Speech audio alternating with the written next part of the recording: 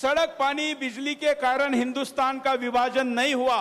हिंदुस्तान का विभाजन हुआ मजहब के नाम पर, और वो समस्या अभी भी जारी है।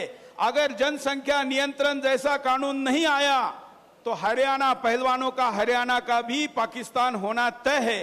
तो आपकी सरकार जनसंख्या असंतुलन, जनसंख्या नियंत्रण ऐसे विषयों पर आगे क्या करने वाली है? देखिए, क्योंकि लगातार 10 वर्षों में आदरणीय नरेंद्र मोदी की सरकार में देश में सुधार हो रहे हैं। 2014 से आज 2024 की तरफ अगर हम देखें, 10 वर्षों में बड़े सुधार देश के अंदर हुए हैं। धारा 370, भगवान श्री राम का भव्य मंदिर, नॉर्थ ईस्ट के अंदर अगर हम जाएं, बोडो का जो लंबे समय से सरकार के साथ वहाँ संघर्ष चल रहा था, उसका समाधान, चाहे हमारी सांस्कृतिक विरासत हो, उसका सुदृढ़ीकरण। अगर आप देखें, केदार बाबा का जीर्णोद्धार हुआ है।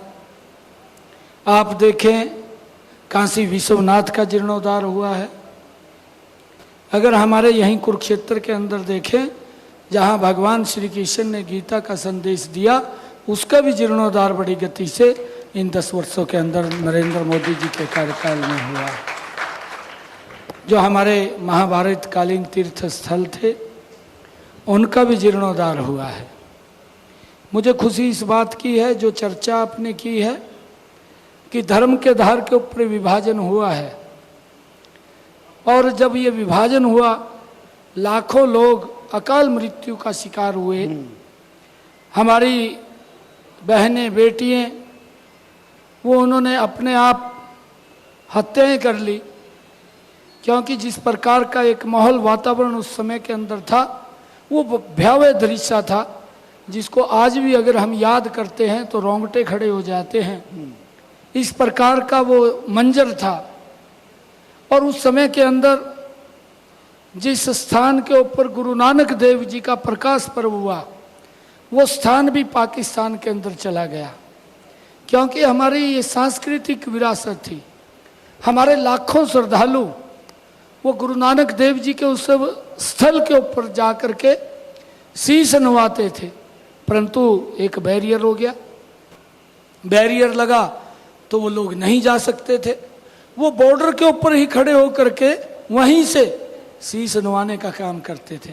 परंतु हमने इन 10 वर्षों के अंदर देखा है कि जहां गुरु नानक देव जी का प्रकाश पर्व हुआ है, उस स्थान को भी करतारपुर कॉरिडोर के साथ जोड़ करके पहली बार सीधा रास्ता उस तक लगाने का काम ये नरेंद्र मोदी की सरकार ने किया। हमारी जो ये सांस्कृतिक विरासत है, जिसका संरक्षण अगर हुआ है इन 10 वर्षों के अंदर, ये नरेंद्र मोदी जी के नेतृत्व के अंदर हुआ है। बहुत सारे काम भी हैं, तो ये काम भी हो जाएगा।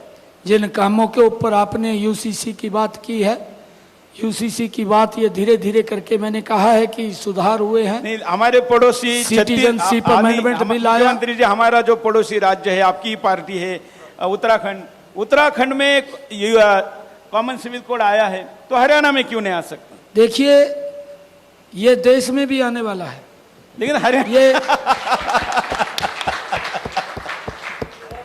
हरियाणा में भी आ जाएगा। परंतु क्योंकि हम देखते हैं विपक्ष की भूमिका,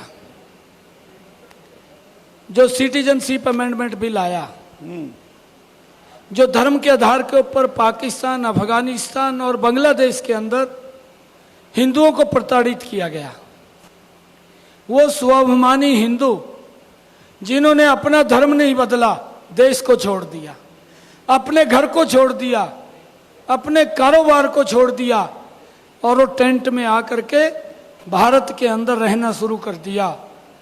ऐसे लोगों को सम्मान से जीने का अधिकार मिले, ये भी विचार अगर किसी ने किया, ये मोदी सरकार ने किया। सिटीजनशिप अमेंडमेंट बिल आया और आज उन लोगों को वो जीने का अधिकार मिला है, वो सम्मान का अधिकार मिला है। परंतु अगर हम देखें विपक्ष की भूमिका, उसका भी विरोध उन्होंने जबरदस्त तरीके से किया। 6 महीने शाहीन बाग के अंदर वो रास्ते को रोक करके इसी विषय को लेकर के बैठे रहे कि यहाँ से हमारे लिए कहीं ना कहीं ये बिल, ये खतरा है हमारे लिए, परंतु ये खतरा किसी के लिए नहीं था, ये उनको सम्मान देने का बिल था। और यूसीसी की जो आपने बात की है, यूसीसी का बिल है जो वो सरकार के ध्यान में है और देश भी चाहता है कि बिल आना चाहिए। जब 4 जून के बाद सरकार बनेगी तो वो बिल भी आ जाएगा, उसका भी ये सरकार